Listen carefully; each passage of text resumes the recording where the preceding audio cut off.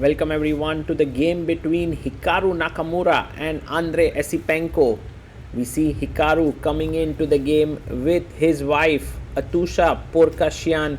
She is a WGM, and Hikaru, well, he lost his first game to Fabiano Caruana, and there you see Andrey Esipenko also entering in with his wife and his second David Paravian. Esipenko recently got married and actually did very well at the FIDE World Cup. After his marriage, there you can see Hikaru and Fabi waiting for the mandatory security check before entering in. And Esipenko takes his chair. He lost his first round to Javokir Sindarov after playing really well, and now he takes on Hikaru Nakamura. Hikaru is definitely looking forward to his first point in the tournament. He had an unfortunate loss to Caruana in round 1, and Andrey Esipenko, well, for him this tournament can go really well if he manages to start well, but it could also go really bad if he doesn't hit good form. Players are ready. You can always see Hikaru places his pawns really not in the center of the square. He places it right near his other pieces. Okay, anyway, the players are ready. Let's begin. Andrey Esipenko, for his first move, thinks for a bit and opens with the English opening, pawn to c4. Let's see what Hikaru responds back with. He goes pawn to e6, which is exactly what he did with Caruana as well, if we remember. Pawn to g3. So maybe Esipenko has improved upon that game of Caruana and Hikaru. Pawn to d5. Hikaru not shying away from a fight. Bishop g2. Well, Caruana had played knight f3 through a different move order. Knight comes out to f6. And now knight to f3. So if Hikaru wants to repeat, he'll go pawn to d4, but I think it's too risky when your opponent has come prepared for it, seeing the previous game. So c5 is what he has played, and one must point out that Hikaru has got two blacks back to back. Now cd, if you take with the e pawn, there would be d4 leading to the Tarash, but knight takes d5 taken.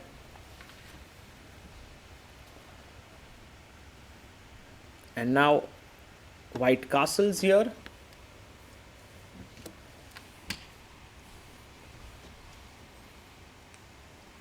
And black goes bishop e7. A very calm way to play this position, but pawn to d4. You can see that Andrey is putting pressure on Hikaru. Now, why is there a pressure? Because after knight takes d4 here, which is very likely to happen,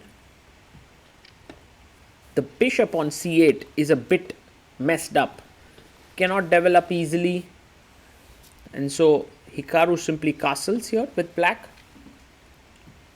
And now Andrey has to figure out what to do with this small edge. He has this incredible Catalan bishop, queen b3. You can see the queen puts pressure here, and the Catalan bishop is looking at this amazing diagonal.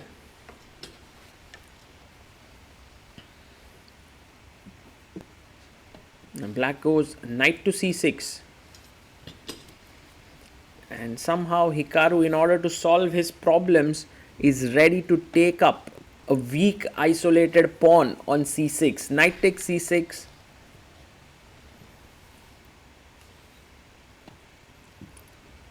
b takes c6, and this pawn is definitely a small weakness here. He goes pawn to e4, attacking the queen. Now Hikaru comes back to f6.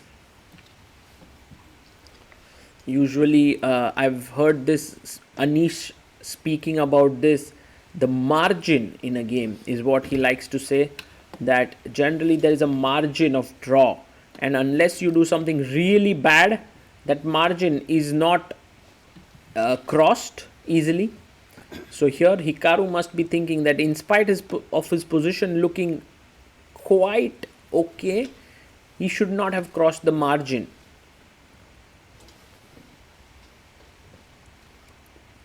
Queen to b6, and now Esipenko, he goes bishop e3. I like this move a lot because now after queen takes b3, a b3, the rook opens up and the a7 pawn is weak. So bishop comes to c5, and now Andrey takes the bishop, queen takes, and a very good idea is knight to c3 with the idea of knight a4. So for example, knight c3, rook b8, knight a4, let's say queen e7, and now queen c2, and this position is much better for white. But Andrey plays queen c3, a move that maybe not the best, and Hikaru goes back queen b6. He does not take here, which is correct, because take white is better, same plan. But queen b6, he plays knight to d2, and now pawn to c5. Hikaru would love to get rid of this pawn for the b pawn. It's not so easy, and Andrey plays this very nice move b3. Look at him calmly pushing his pawn. He now controls the c4 square. He's going to put the knight in there, rook a d8, and Hikaru is considered by many as one of the best defenders in the world. Maybe today is the day when he will have to show that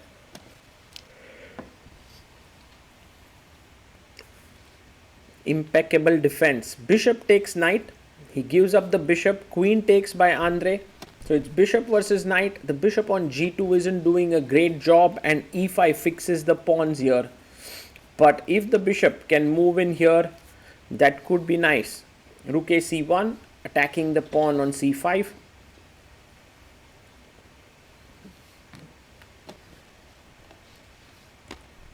Rook takes d1, rook takes d1, and pawn to a5 played.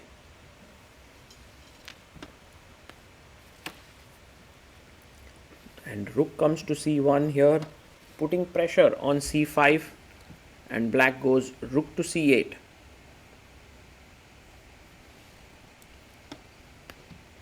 We have queen to c3 played, trying to look at these two pawns. Queen goes back to c7, and now pawn to h4.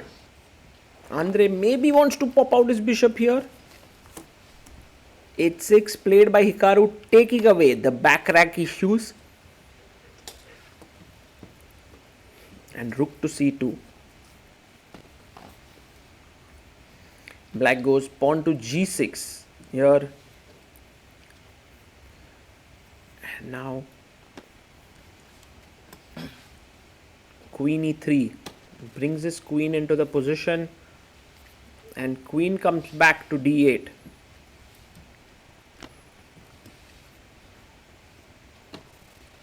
And rook comes to d2. These pawns are weak, but I think Hikaru has managed to generate enough counterplay. Bishop f1. The plan is to put the bishop here and then attack this pawn on h6. So he goes king g7. Now you must note that in this position, rook d2, queen b6, if he had gone and taken this, then c4 would have left the position getting liquidated. a4, rook c6 played, and now just rook to c2.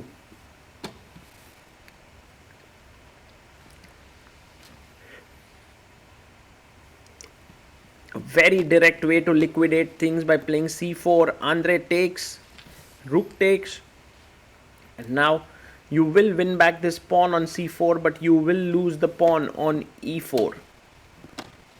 Takes, bishop takes, knight takes e4, quickly played by Hikaru. Rook e2 played to attack the pawn. Now a very decent move is f5. Because if you play f3, knight takes g3 is hanging. He anyway plays because knight g3, rook e5 is winning for white. The knight is almost trapped. So that's the reason why he goes back, knight d6. And now rook takes pawn.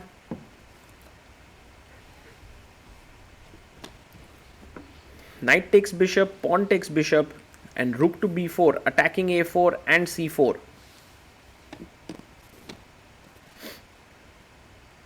Rook takes pawn, rook takes c4.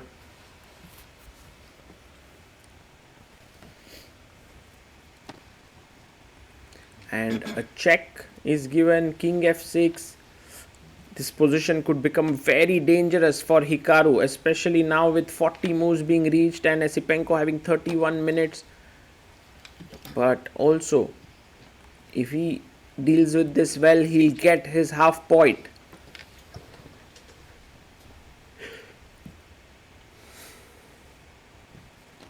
Hikaru gets up, takes his much needed break, but Andrey comes in with his king. King to f2. Now this king defends the pawn. The dream scenario for white is to somehow move the king upwards without losing all his pawns. But it's not so simple. Hikaru now goes check. King comes up and you have to give a check, another check. He finds it.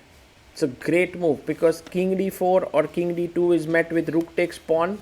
So that's why king e2. And now another check, very important.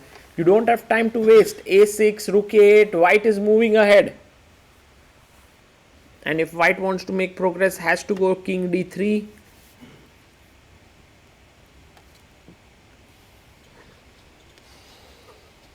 And now rook g2 is the best move here. Can Hikaru find it?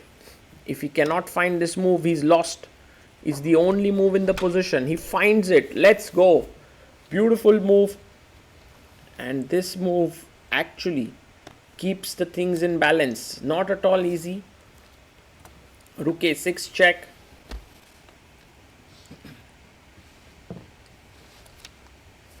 And king goes back to f7.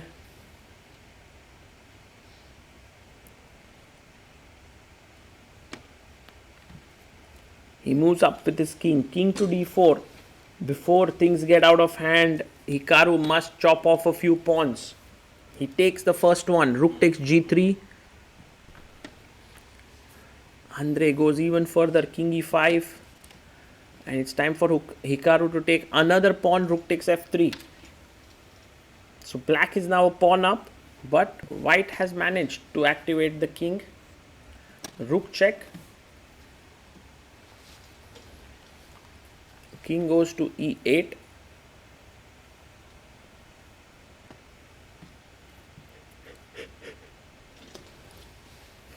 a6 played. He pushes the pawn. And now rook goes behind the pawn. Rook a3. And maybe king e6. Yeah, threatening mate in one. And then you can try and pick up these pawns slowly. He goes king d8, avoiding the mate. And now king f6 played. g6 is hanging, f5 is hanging, h6 is hanging. And so Hikaru comes back and a draw is agreed.